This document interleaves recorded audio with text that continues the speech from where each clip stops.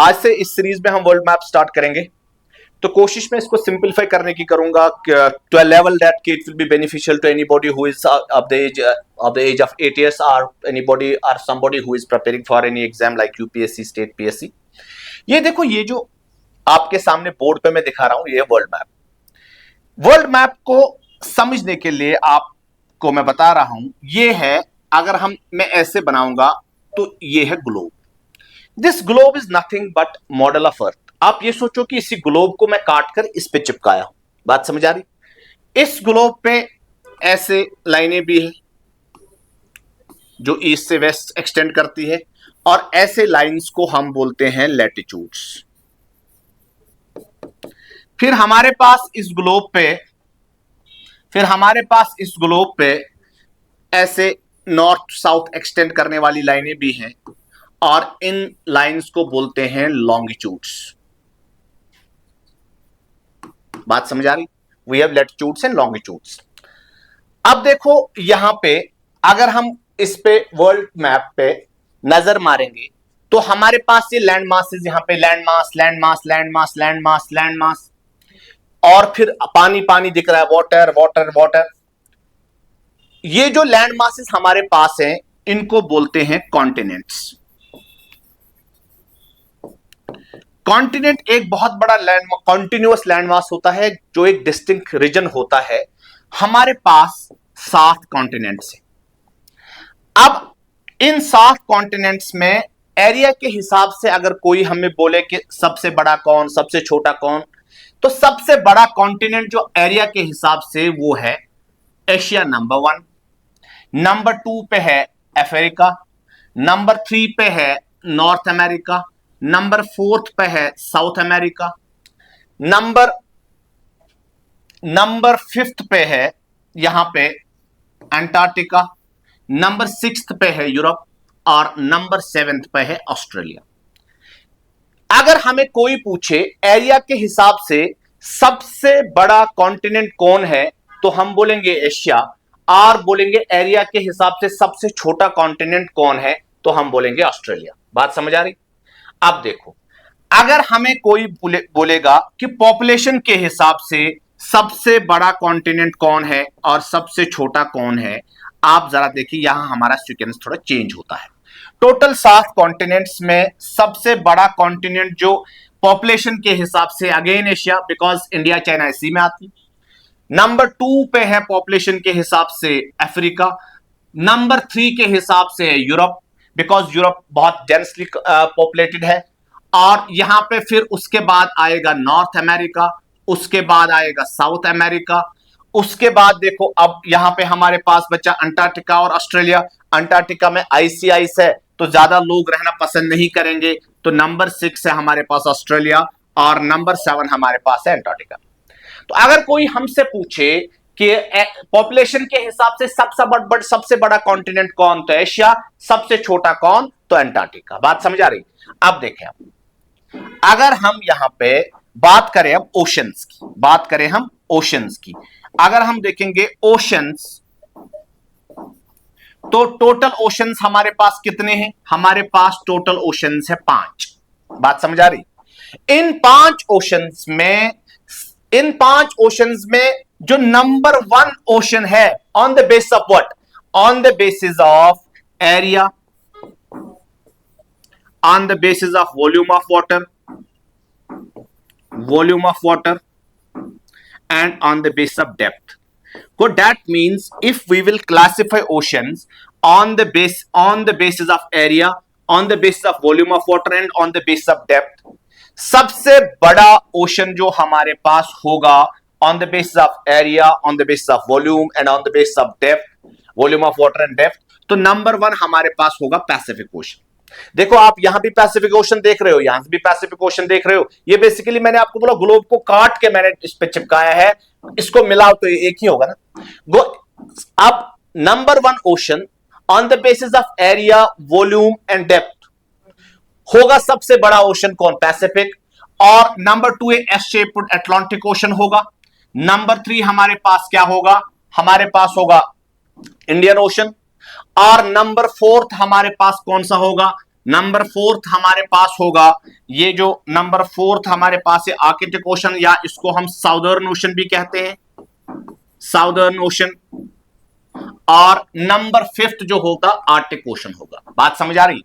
ये है on the basis of area, volume and depth we have 5 oceans. Number 1 will be Pacific, number 2 will be Atlantic, number 3 will be Indian Ocean, number 4 will be Southern Ocean, and number 5th will be Arctic Ocean।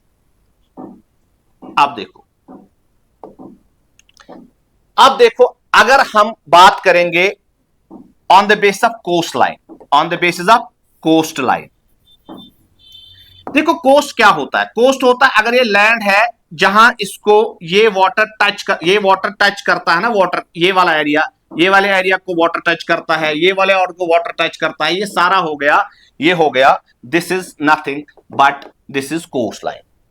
तो on the base of coast line जो है, on the base of coast line, on the base of coast line जो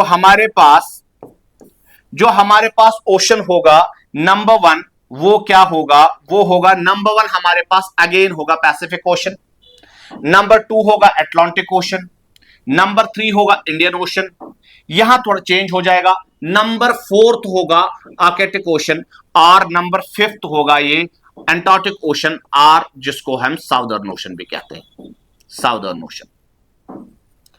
अब देखो, अब यहां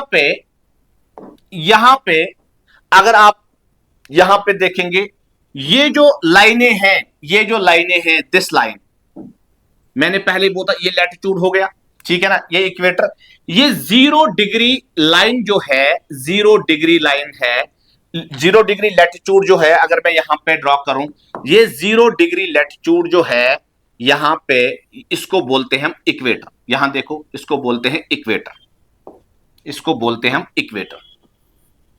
ये equator जो ग्लोब या अर्थ को 2 बराबर हिस्सों में तकसीम करता है, ऊपर वाले हिस्से को बोलते हैं, ऊपर वाले हिस्से को बोलते हैं नॉर्दर्न हेमिस्फीयर, और नीचे वाले हिस्से को बोलते हैं साउदर्न हेमिस्फीयर। मतलब ये वाला जो इक्वेटर के ऊपर वाला, ये सारा नॉर्दर्न हेमिस्फीयर हो गया, और नीचे वाला साउदर्न हेमिस्फीयर हो गया। अब देखो, अगर यहां पे go, that means this line 0 degree latitude is called as equator which divides earth into 2 equal halves, the northern hemisphere and southern hemisphere. Now यहां पे ऐसे ही हमारे पास मैंने बताया था, ये लाइनें हैं, ऐसे लाइनें जाती हैं। तो ये जो यहां पे ये जो अगर मैं ग्लोब इसको मानूं, ये जो 0 डिग्री लॉन्गिट्यूड है, 0 डिग्री लॉन्गिट्यूड, जैसे 0 degree latitude divides earth into 2 halves, northern hemisphere and southern hemisphere, similarly this 0 degree longitude divides earth into, इसको बोलते हैं ईस्टर्न हेमिस्फीयर, और इसको बोलते हैं वेस्टर्न हेमिस्फीयर। बात समझ आ रही? अब देखो, अब यहां पे ये जो लाइन है, यहां पे लैटिट्यूड 0 डिग्री,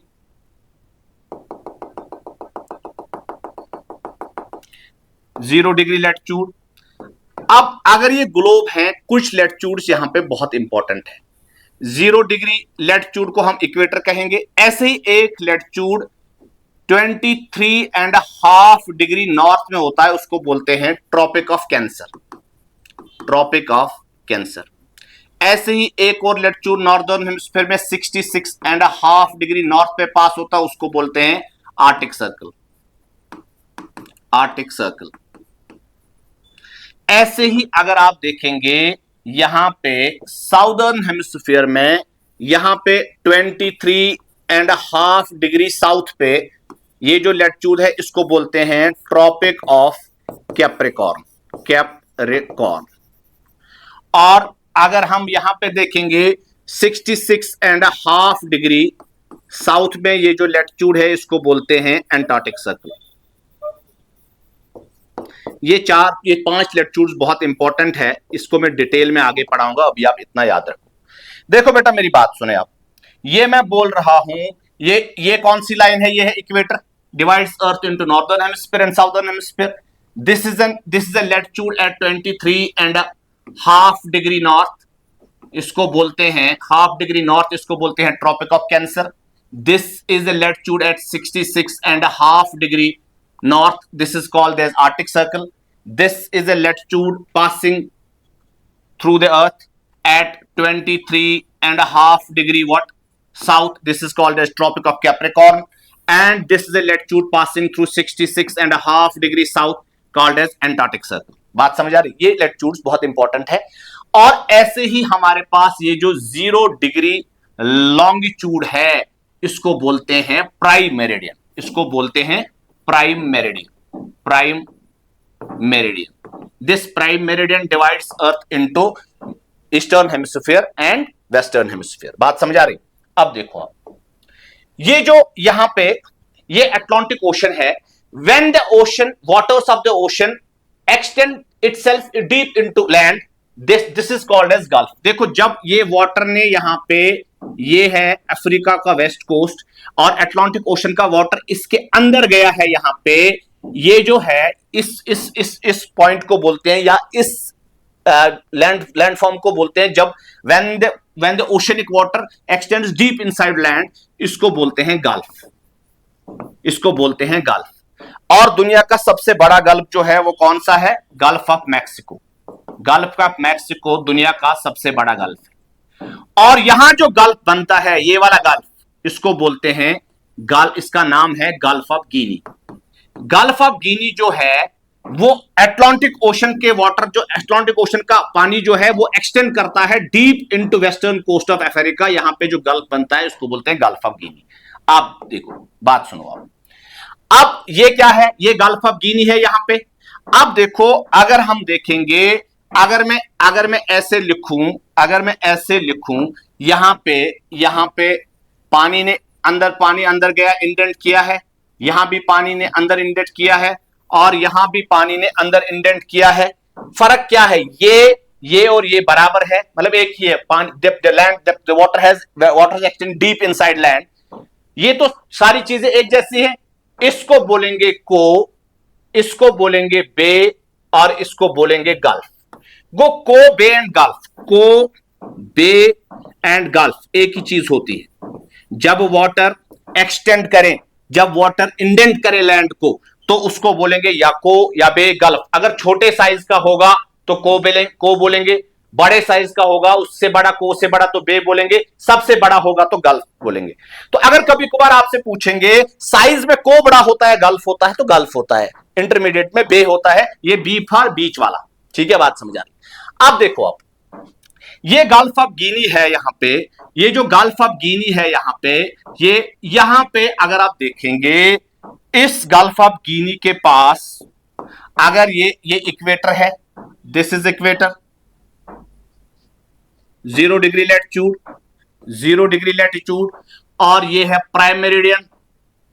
आप देखो, प्राइम मेरिडियन 0 डिग्री लॉन्गिट्यूड। ये जो इंटरसेक्शन पॉइंट है इन दोनों का, in Atlantic Ocean near Gulf of Guinea, इनके इंटरसेक्शन पॉइंट को बोलते हैं यहां पे, इसको बोलते हैं नल आइलैंड। क्या बोलते हैं? Null island. अब देखो आप, नल आइलैंड जो है that is nothing but that is intersection point between equator and prime meridian or 0 degree latitude and 0 degree longitude. अब देखो, ये कोई आइलैंड अगर आप बोलेंगे, आइलैंड क्या होता है? आइलैंड बेसिकली क्या होता है? आइलैंड होता है, अगर मैं आपको बताऊं, यहां पे आइलैंड होता है लैंडमास ऐसे जिसके चारों तरफ से वाटर है। ठीक है, ये जो यहां पे नल आइलैंड है, ये कोई आइलैंड नहीं है। ये कोई आइलैंड नहीं है। ये जो इंटरसेक्शन पॉइंट है इन दोनों का यहां पे near Gulf of Guinea in Atlantic ocean, इसको बोलते हैं नल आइलैंड। ये नल आइलैंड कोई आइलैंड नहीं है, बल्कि इसके दोनों कोऑर्डिनेट्स, जो प्राइम मेरिडियन का कोऑर्डिनेट भी 0 आता है, और दोनों कोऑर्डिनेट्स, एक लॉन्गिट्यूड का भी कोऑर्डिनेट 0 और लैटिट्यूड का भी 0, दोनों ये 0 होने की वजह से इसका नाम दिया गया है नल आइलैंड। ये कोई आइलैंड नहीं है, but intersection point between 0 degree longitude and 0 degree latitude. ये जो नल आइलैंड है, ये इस वेस्ट कोस्ट अफ्रीका से 320 नॉटिकल माइल्स की दूरी पे है। इट इज, यहां पे अगर वेस्ट कोस्ट अफ्रीका का देखेंगे, यहां से 320 नॉटिकल माइल्स की दूरी पे है। ये जो नॉटिकल माइल है, Nautical mile is basically a unit of length and it is used to measure length across waters or on waters.